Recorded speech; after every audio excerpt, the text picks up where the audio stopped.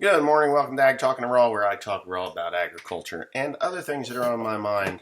Let me set up my station here. This morning, it's wet. It is wet. So, a year ago, we had rather wet weather in March. April was really, really wet. We got into May. I had beans planted, and we had wet weather, and the slugs ate off my soybeans, and I ended up replanting close to 300 acres of soybeans to combat the slugs.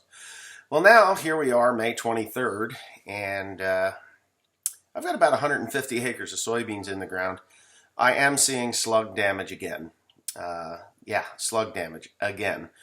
I don't like using insecticides or slug inhibiting things. So even if I did, I couldn't get on this ground to save my life. I walked across, 15 fields yesterday in alfalfa and in soybeans, and what a disaster it was. It was really, really, really, really wet. So here we are, May 23rd, and I'm looking at 1,000 or so acres of beans that need to get in the ground and 300 acres of corn, and I've done zero corn. There's a lot of us in the same boat here, and there's a lot. I had to go pick up the spray that I use for my alfalfa. I use Pursuit and Prowl in a tank mix. What Pursuit does is it takes care of, growing like lamb's quarter, pigweed, and ragweed, and a whole bunch of other things, grasses, annual bluegrass. And the Prowl will prevent these things from sprouting again. So I should have nice clean alfalfa when I'm done, but I can't get on the fields to spray it. I've only sprayed the home farm. I only sprayed the home farm for weeds. I used glyphosate there, and that was it. And then we got this last bout of rain, which is well over 2 inches now, probably 2.5 inches now. Here, over the other up north here a little bit, it's even worse. There's more. So I say worse. There's more rain. The water's running off the fields. It's not coming down in deluges, but we've had so much rain in the last 3 weeks that it just does not. It just does not soak in anymore. Which is typical for our area, this type of clay soil. But anyway, with that being said, the alfalfa is now showing signs of wet feet. Alfalfa on well-drained soil, which is what it needs to survive, and it is on probably the best draining soil in the county. It's showing yellowing. There's yellowing on the lower leaves. It's like, oh my goodness, what am I going to do? Now, it's been cold. I think the temperature right now, let me take a look here. I can come up with this right now pretty quick. I use Weather Underground, which it's 52 degrees right now. 52 degrees. It's May 23rd. We should be 65, 62, 65 degrees in the morning, getting up. But it's 52. Yesterday it was 47 degrees pretty early in the morning. 40. Last night when I went home, it was 42 degrees. It was freaking cold. We're 10 degrees above freezing at that point, which is a terrible thing. So that's also a plus, because that we don't have this seed in the ground, because when it gets this cold and wet, seed corn has a tendency to rot in the soil. We're not doing that. We don't want to do that. It's not something I have any desire to do, is have rotting seed in the ground. So, you got that. Soybeans will do the same thing. They'll just sit there. Bugs will attack them if you don't have a treatment. I use non-treated seed. I do that because I don't want the neonics in the soil that kill the biology, which, will cause me to have to buy more commercial fertilizer to make this stuff go. I could use the organic fertilizer to reinvigorate it, but neonics stick around for a long time, and yes, they keep the bugs away, but they also destroy the biology, worms and things like that. We don't want to do that. Now, if I go out in the field right now and pick up a piece of dirt, and stick my knife in the ground and kick it up, I got worms. I got more worms than I ever saw in my life since I started using non-treated seed, and at least when I got back into row crops. So here you go. That's where we're at. Timmy Cornpicker, he kindly stated yesterday that there's going to be a lot of corn planted after the insurance cutoff, which is June 10th for corn, and the soybeans I think are the 21st of June. You can plant soybeans after the 21st of June. I don't like planting corn super early in this area, but just because it struggles and struggles. Now, you don't want to be planting like June 30th, you don't want to do that. But you can very easily plant up to June 20th and still have a decent crop of corn in this area. But I'd much rather have my corn planted before the 10th of June. It's really, I go as late as the 15th. I have planted corn in July and still gotten a crop. Not a good crop, but it was a crop. No pollination problems or anything. It just worked out really well. So, I'm not panicking yet, and I'm not going to panic because I'm just going to go ahead and, I'm just going to go ahead and plant with all my planters. You see, I've got 2 corn planters and a grain drill. The big corn planter is 24 rows. The other one is a 12, and I have the soybean seed cups for the 12, and I can just speed the 24 row corn planter up to put in soybeans at a phenomenal rate, the 160,000, between 140 and 160,000 seeds per acre, and I'd be happy with that. I'm going to be planting soybeans with it anyway. I just will be. It's just the way it works, and that's what I'm going to have to do if it comes to that. I will probably go over the field twice, so that I won't do it in 15-inch rows. I'll plant it this way, and then I'll reset the GPS and plant it so that it's a diamond pattern to fill in, so it canopies really nice. I know a lot of guys don't like doing that, out west. They're just like, why not just use 30-inch rows? Well, because deer will just go down those rows and eat the soybeans. Even though I have the deer machines, it's just so much easier if they have to work at it rather than giving them a free path to go down those rows. So I'm not really anxious to get in the field. I'm anxious to get in the field. I'm just not anxious to do that with the corn planter. So. And plus, I've only got 300 acres of corn to plant, which I can do in 3 days, 4 days. The reason I say 3 or 4 days is because I have to move this machine, and to move this machine, it's kind of a process. It's huge. It's 16 and a half feet wide or 17 feet wide. It's huge. I can get around and things are okay with that, but I just don't like doing that. And, it's just the way life is. So, yeah, and I got a lot of fertilizers got to get put on, and I got a lot of, I can't even do that. I do have some tillage work, believe it or not. I'm going to do some tillage work on the rocky ground. Just never happy with the way, the vertical tillage machine works okay, but I want to use the chisel plow on the rocks, and then I'll use the vertical tillage machine to level it out, and then I'll plant through it. So that you're going to see me do some chisel plowing, which I vowed I would never do again, but I'm going to do it because of the rocks. The only other option that I have is to actually go up with a moldboard plow the rocks that the guy that farmed this before chisel plowed up. I could plow those rocks down and roller harrow it and then plant with the corn planter. But I don't have that kind of time because we are obviously at June 23rd. I'm not, more than likely would never go moldboard plow. I've been threatening to sell those things for years now, and I should.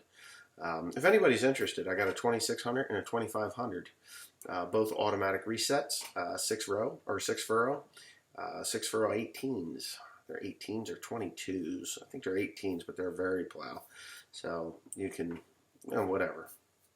That's what they are. If you're interested, you can call me up. I'll probably sell you one. Not for a lot of money, a couple $1,000, $1,500, $2,000. I got some parts for them as well. But there you go. The other thing is that because we have all this rain and cool weather, that's actually good for growing cool season grasses. Those cool season grasses enjoy this type of weather, which is a plus for the mulch hay business, or the good hay business at that. I'm going to do both, mulch and quality hay on top of the alfalfa, because I need to make more money than I'm making through the mushroom barns. They have not given me a price for this year, so we're kind of in limbo with that. What am I doing? I'm going to make the mulch hay, obviously, as it gets later. I can't make quality hay from fescue. I have to use the orchard grass, and that's just the way that works. It's just going to be a tough year, I think. It's been a tough year for the last 4 years, so why not make it a 5th year? Hopefully the grain markets come up, and they seem to be. I actually got a phone call from DeLong looking to buy corn, which shocked me because they don't have anything local, but they said something about sending it to Lancaster. So I think we'll see what happens. We'll see what happens. I don't mind dealing with DeLong. I like them. They're prompt payers, and I'm okay with that. I like dealing with the place that I do deal with immensely. They're good people there. But if it means I make 5, 10, 15 cents a bushel more by taking it to going through DeLong, then that's what I will do. Other than that, whatever. I'll just continue where I'm going. DeLong with the soybeans to the port. Of course, there's a lot of people like, oh my God, you're going to tell your boys you're going to go to China. Well, they got to eat too. The Chinese got to eat too. That's just the way it is. And if there's a Chinese market, and I can send my soybeans to them, I'm more than happy to sell them to China. No problem with that. A lot of people think that the Chinese people are bad. It's not. It's their government. They're communist, and I don't think the people are, really happy being under communist rule. The lower, the lower class people. Upper class people love it because they're, multimillionaires doing whatever they want to do. But under communism, you just have no chance of getting ahead, if you're not that upper crust. So, but we won't get into that because nobody would listen to me anyway. So on a local note, I think every farmer is in the same boat. We're just not able to get anything done. I know the Eastern Shore farmer, he's south of me. I think he's done planting everything, and he's probably smiling high on the hog right now because of the weather. He's getting rain. Rain makes grain. Now he just needs heat. And he may be hotter down there. He's 4.5 hours south of me. We're just at this standstill. Everybody's in a standstill. I put fertilizer on hay, and we got all this rain. It washed it away. Washed it away. Don't you just love it when you put nitrogen down on something and then you get 2 inches of a deluge of rain and then poof, it's gone? Yeah, that's a perfectly good way to waste money. Waste a bunch of money. But anyway, what are you going to do? We live, we learn, we move on and overcome the problems that we have financially or, weather-like or equipment-wise or any of these other things. And, we go to the field on a year like this and pray nothing breaks. Years that you're making money, you don't care if something, well, you care, but it's like it's no problem if it breaks. And look at this handsome guy. His mother took him to get his hair cut. And they did this little thing here, like this. They want it to be like curved up, and then he would need hair gel. And our little boy doesn't do hair gel too well, do you? We should use toothpaste, maybe. Oh. So, yes, if you don't know who this is my son, William. He's a beautiful little boy, right? Oh, go show everybody you lost a tooth. He's like 3 teeth down here. So the 2 in the front there on the bottom are permanents, but then he just lost the one next to it. Yesterday morning, he's like, Dad, my new tooth is twisting. I'm like, don't do that. And then his mom called me yesterday and says he lost his tooth, and I was like, oh my gosh, not a permanent one, because then he wouldn't have teeth. But these up here, they've been missing since what? February? No. We were in the Philippines when they fell out, right? Yeah. Yeah, so February. But he's growing up. How old are you now? 6. How old are you going to be? 7. And why is 6 afraid of 7? 7, 8, 9. Because 7, 8, 9. That's why. Anyway, Dad Jokes Central. Yeah, so I don't really put William online too much because, you know, there's people that just love to criticize who I married and you know, his lineage. But you know what? That's okay. I'm an American. He's an American. His mother is an American. And it just blows my mind at some of the stupidity that people come up with. You know, I've been asked many times by different people if I'm worried that Teresa's going to get deported. Like, where are they going to deport her to? Like, oh, they're going to deport her from the country she came from. I says, she's an American. She's a U.S. citizen, a citizen of this great nation. She holds one of these. As a matter of fact, this might even be hers. Is this hers? No, that's mine. Passport. Teresa has a passport. We have 1, 2, 3. Here we are. All 3. Right here. This is 3 American passports. My wife, myself, and my son. So, if we need to go someplace, it's a blue passport for all 3 of us. Where are they going to deport her to? The Philippines? Well, she is a dual citizen, and so is William. He's a dual citizen too. But she holds a blue passport. She doesn't have a Philippine passport. She's American. U.S. of A. Flies red, white, and blue. She has a red, white, and blue bikini with stars and stripes. It's beautiful. She wears it well. And here we are, you know, in America. So am I afraid she's going to get deported?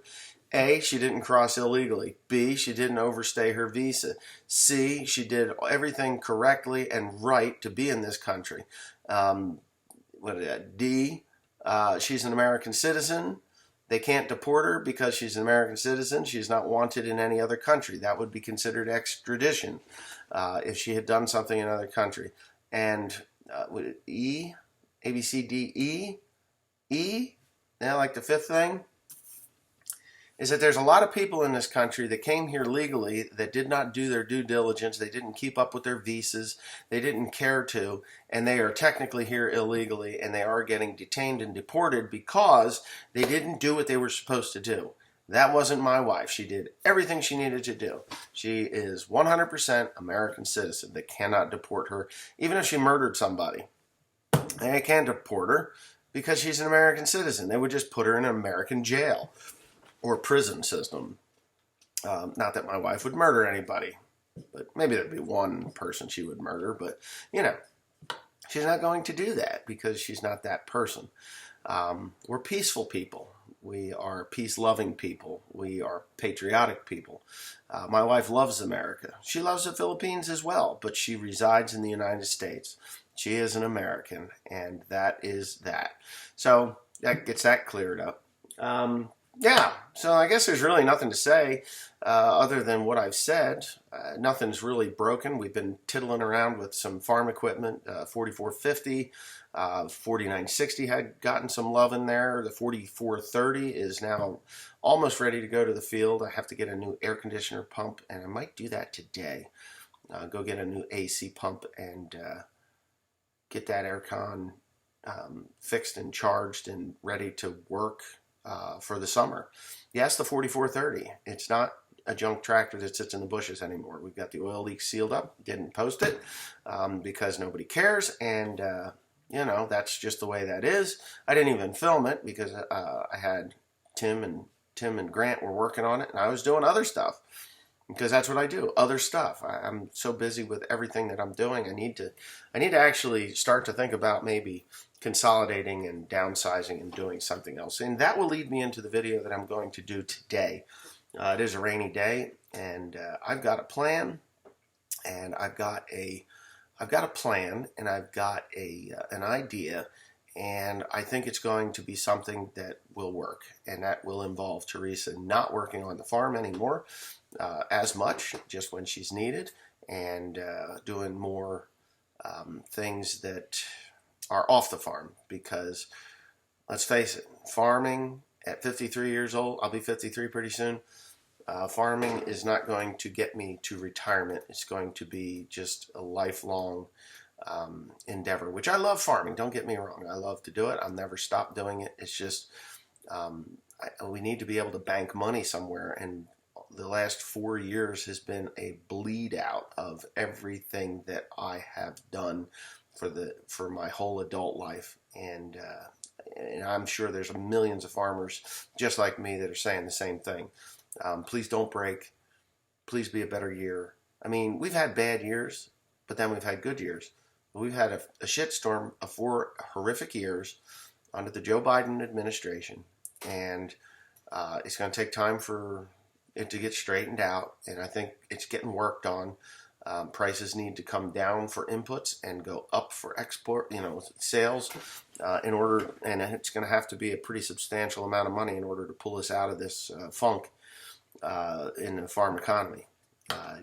We've been doing work to overcome these issues by changing crops and products and input processes and things like that. But what do you do when every time you do something, you're met with an opposition? Like right now, it's rain, it's weather, it's cold, it's wet. We should have made hay already. I should have had hay made, baled and covered or sold, good quality hay. But nobody's making it. Everybody's cutting, chopping, and wrapping, or baling and wrapping. I don't have the capability to wrap square bales yet. That might be a piece of equipment that I purchase. There's a big bale square, large square rectangular bale wrapper, and a set of grabs for the front of the tractors, squeezes so that I don't break the poly or the plastic that we wrap this hay for with. And if it continues to be this wet, that's where the first cutting of hay will go, alfalfa hay will go, is into wrapped hay. And I think I'm going to get the trimmers out, and I think I'm going to cut that. Is that all right with you? Yeah. Yeah, because I think it's just a little bit goofy. You kind of look like Adolf Hitler here. Dad, Yeah. can we go to the farm now? Yes. Yeah, we can. I'm going to post this, and then that'll be it. All right. Okay. So say goodbye. Bye. Bye. Get on. You got to get dressed. You don't even have any clothes on. You want to go to the farm? You don't even have clothes on. No? No. No. You're not going to get clothes on? I will. Oh, okay. All right. So I guess I've been summoned away to get to work by my 6-year-old. He's ready to go to work, and that's where we're going to go. Where do you want to go? Oh, you want to go see something, don't you? Come here and tell everybody what you want to go do. Well, Go ahead. I'm gonna go to a pussy station. The pussy station. At the farm, and there's 3 pussies, not just 2. I didn't know, cause the one over by, Dad, I named our cat, but it doesn't like me. I named him Wally, but now. Wally? Mm-hmm. You said you got Wally and Thomas. Yeah. So he's got. And then over by the art cat, by next to Wally is Men, and then Men looks like Murphy. It's like gray. Oh, really? Yeah. I don't think I've seen Men. Yeah. Men? Yeah. Okay, so we got Wally, Thomas, and Men in the pussy station. Yes. Okay. So there you go. The pussy station is the wagon house. That's where the cats are, right? Yeah. Okay. So my sister Wendy, years ago, before she passed away, I called her the cat lady because she had cats, and there was a lot of them. So anyways, that was where she kept the cat food, in the wagon house, which William has so coined the pussy station. You want to hear, oh my God. His mother was laughing uncontrollably in the truck the other day. I was like, what are you laughing at? And she's tears running down her face because William called the wagon house the pussy station. So, but anyways, on that note, from the mouth of babes, have a nice day.